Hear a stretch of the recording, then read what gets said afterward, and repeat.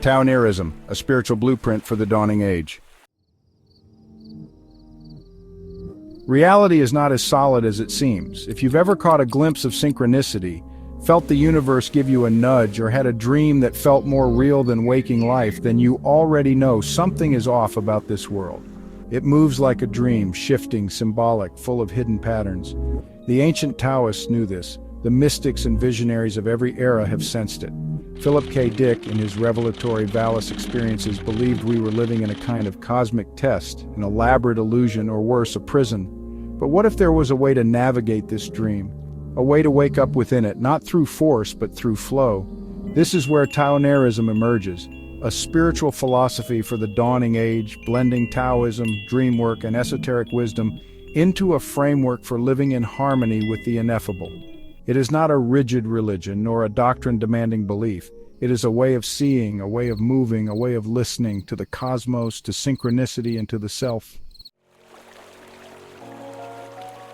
The world was once in flow. In what might be called the Edenic state, humanity lived in accordance with the Tao, the fundamental principle of the universe. But then, something changed. We evolved what might be called God brains, minds capable of abstraction, time-binding, and existential anxiety. This shift led to agriculture, civilization, and inevitably taxes and credit cards. We lost our way. In a cosmic sense, this disruption was both an accident and an experiment.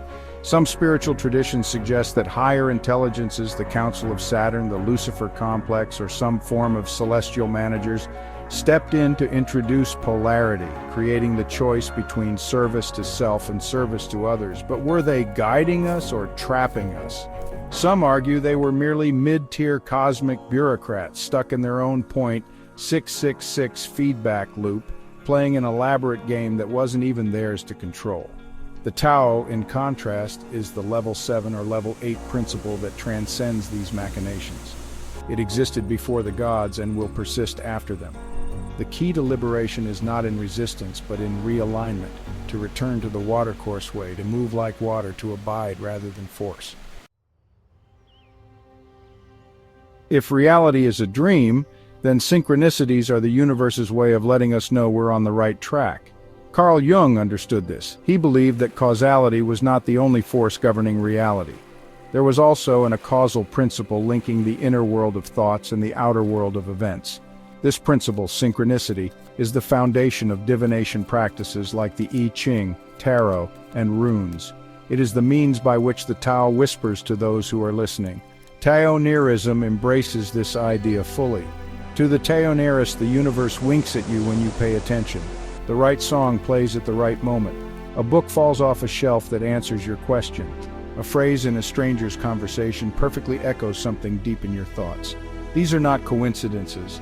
They are signals in the noise, and learning to read them is part of the path. The past was never perfect, but it held something we lost: the ability to be in harmony with existence. Many spiritual traditions predict an eventual return to this state, whether it's called the Age of Aquarius, the Golden Dawn, or the Reawakening of Atlantis.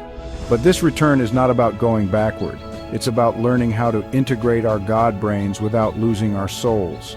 To the Taoneirist, the path forward is one of joyful, artistic, and reverent engagement with life. This is not a philosophy of escape or nihilism. It is one of creative participation.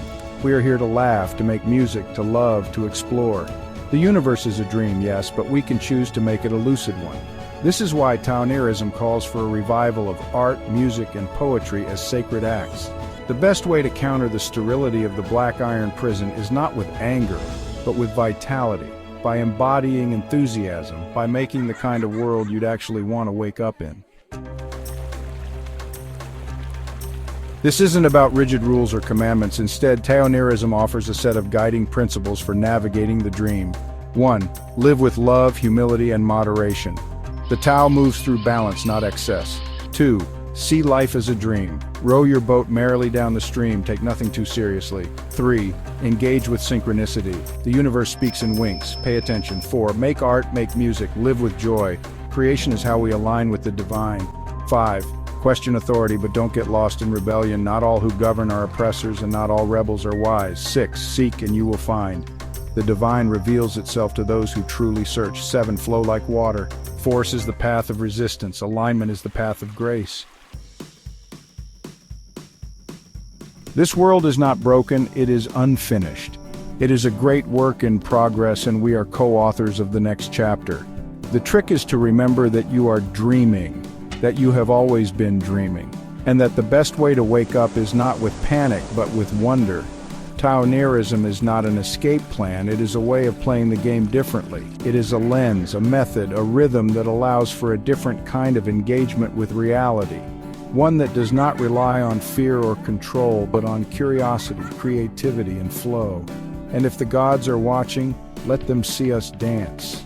Join the movement. Remember the Tao. The golden dawn is rising. Let's go back to the garden, like our parents should have done.